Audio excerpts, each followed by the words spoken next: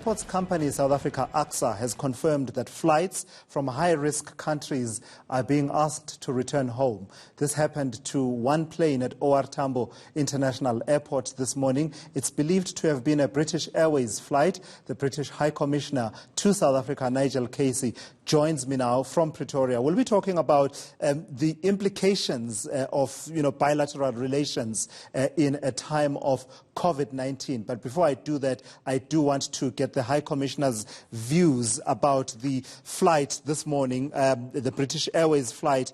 High Commissioner, what do you know about this incident? Were you briefed at all? Were you told what the circumstances were? Well, thanks for having me on the show this afternoon.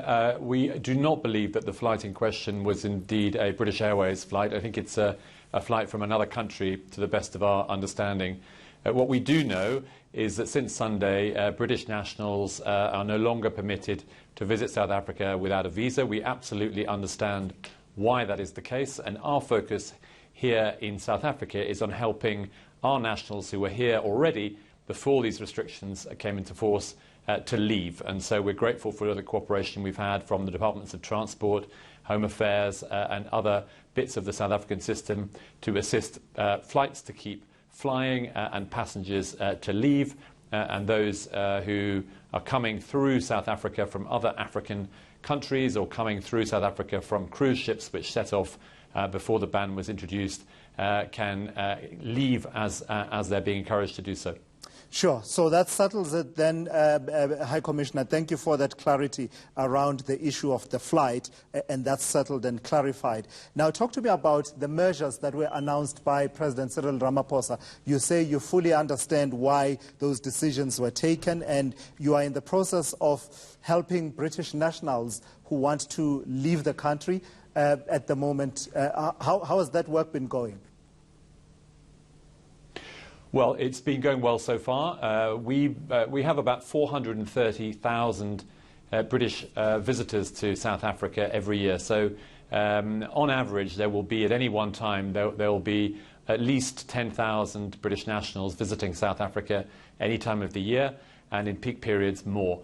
So there's a large number of our fellow countrymen and women who need to get home now that our own government is advising people against travel anywhere in the world, and the South African government has been clear that British nationals can no longer enter South Africa. So these are measures which are unprecedented but entirely understandable given the scale of the health emergency which both the UK and South Africa are facing, and we need to help each other by implementing them.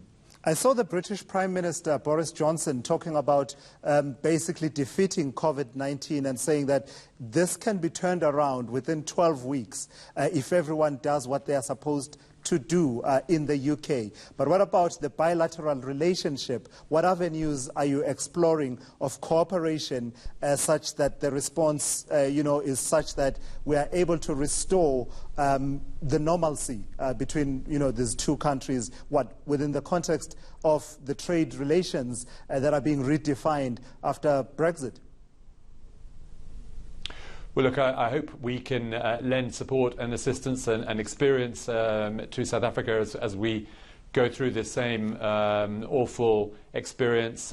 We've had a few weeks of this crisis already. It's really hitting South Africa now. So we're looking at what experience we can usefully share. Nobody knows exactly how long this is going to go on for, but I have no doubt that our relationship will remain as strong at the end of it as it was at the beginning, hopefully more so if we can lend a hand here in South Africa as you confront the same challenges. Yeah, and in terms of the ports of entry closures that were announced, the emphasis has been from government that it will not impact on trade. But what is your view? The trade relations, the actual trade. Forget for a moment. Let's put aside the relationship, the regulation of the relationship, but the actual trade between the two countries. Is that likely to be impacted? Well, the cargo trade and other trade between the two countries by air, by ship, by land is not restricted by any of the measures that either our government or your government has introduced.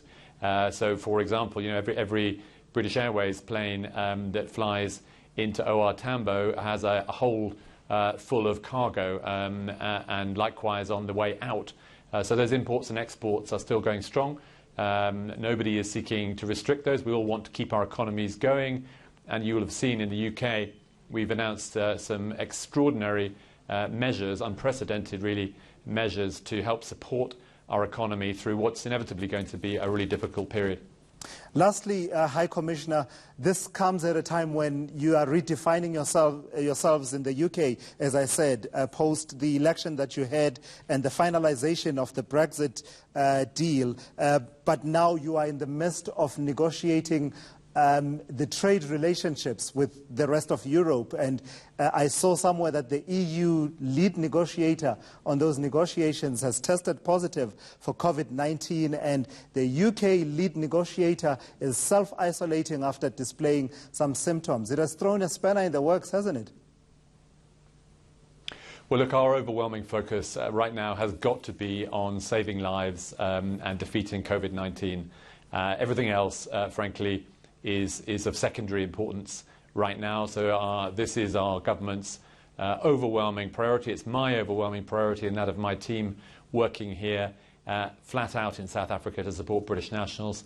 And I think that's going to be the same in the EU and in Brussels and across European governments too, for as long as it takes. Yeah, absolutely. Thank you so much for your time. High Commissioner Nigel Casey of the United Kingdom talking to me about the implications of COVID-19 and some of the stringent measures that have had to be taken by both nations, South Africa and the United Kingdom.